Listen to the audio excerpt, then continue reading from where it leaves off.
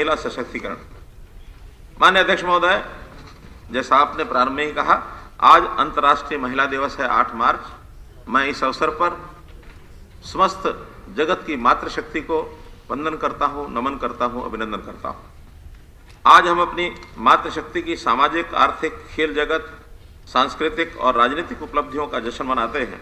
हरियाणा की महिलाओं ने पिछले कुछ वर्षों में विशेष रूप से खेल और राजनीति के क्षेत्र में उल्लेखनीय उपलब्धियां हासिल की हैं। हरियाणा की बेटी स्वर्गीय श्रीमती सुषमा स्वराज भारत की सभी महिलाओं के लिए एक प्रेरणा थी।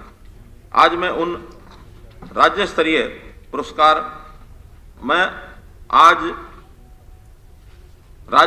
पुरस्कार सुषमा स्वराज पुरस्कार की घोषणा करता हूं।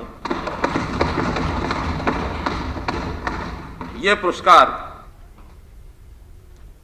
हरियाणा की उन महिलाओं को प्रदान किया जाएगा जिन्होंने राष्ट्रीय और अंतर्राष्ट्रीय क्षेत्र में जीवन के विभिन्न क्षेत्रों में महत्वपूर्ण योगदान दिया या उल्लेखनीय उपलब्धियां की हैं।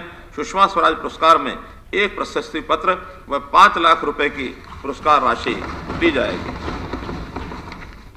मैं सदन के सभी माननीय सदस्यों को एक बात और स्मरण करना चाहता हूं कि हमारे लिए गौरव का विषय है कि इस गरिमापूर्ण सदन का प्रथम अध्यक्ष होने का गौरव एक महिला को जाता है और श्रीमती शन्नो देवी हरियाणा विधानसभा की पहली अध्यक्ष बनी थी। इसी तरह विधानसभा का प्रथम उपाध्यक्ष होने का गौरव भी श्रीमती लेखवंती जैन के रूप में एक महिला को ही प्राप्त है।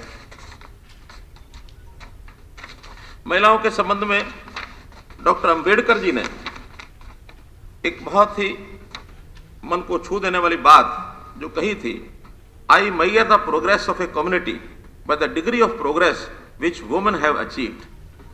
इसलिए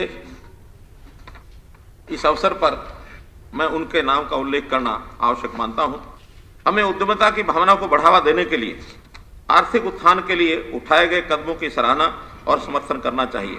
महिला उद्यमियों को सहायता प्रदान करने के लिए एक नई योजना हरियाणा मातृशक्ति उद्यमिता योजना की घोषणा करते हुए मुझे बड़ी खुशी हो रही है।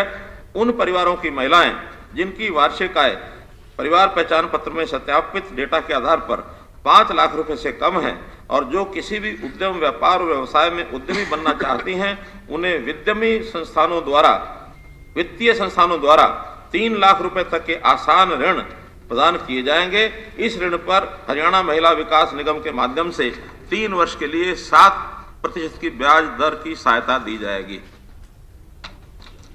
इस स्कीम के बारे में महिला और बाल विकास द्वारा विस्तृत जानकारी शीघ्र अधिसूचित की जाएगी। मुझे आशा है कि ये योजना महिला उद्यमियों को समाज में नई संभावनाएं तलाशने और आगे बढ़ने में सक्षम बनाएंगी।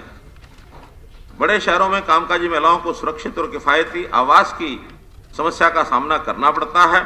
इसके लिए 3 शहरों फरीदाबाद, गुरुग्राम और पंचकुला में ऐसे मकान बनाए जाएंगे जो महिला हॉस्टल के रूप में कामकाजी महिलाओं को सुरक्षित और किफायती आवास प्रदान। 46 शैक्षणिक संस्थानों में आने जाने की सुविधा कम करने के लिए विद्यार्थियों, विशेषकर लड़कियों के शिक्षा के अवसर सीमित हैं। इन अवसरों को बढ़ाने के लिए सरकार भिवानी के कुड़ल व छापर तथा जिला सोनीपत के गन्नौर में 3 नए सरकारी महिला कॉलेज खोलेगी। राष्ट्रीय ग्रामीण आजीविका मिशन का उद्देश्य स्वयं सहायता समूहों के गठन के माध्यम से गरीब ग्रामीण परिवारों को स्वरोजगार के लिए सशक्त बनाकर गरीबी को कम करना है। मैं वर्ष 22-23 में 10,000 स्वयं सहायता समूहों की स्थापना और सहायता करने का लक्ष्य निर्धारित करने का प्रस्ताव करता हूं। केंद्र सरकार द्वारा प्रदान की गई सहायता के अलावा राज्य सरकार ऐसे HSG सेल्फ हेल्प ग्रुप्स जिनमें आधे से अधिक सदस्य ऐसे परिवारों से संबंधित हैं जिनकी वार्षिक आय 1,80,000 रुपए से कम या इसके बराबर है, उनकी संपूर्ण ब्याज लागत का वहन करेगी। मुझे आशा है कि इस कदम से ऐसे परिवारों को कम से कम 50,000 महिलाओं को लाभकारी स्वरोजगार के लिए धन प्राप्त होगा और वे बढ़ी हुई आय से अपने परिवारों को सहायता संपन्न कर सकेंगे।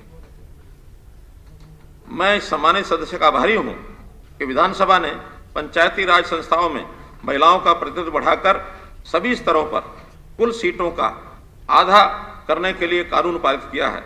मुझे आशा है कि पंचायती राज संस्थाओं के आगामी चुनाव में इस बड़े कदम से स्थानीय स्वशासन संस्थाओं में महिलाओं को उनका उचित स्थान मिलने में सही मायनों में महिला सशक्तिकरण होगा।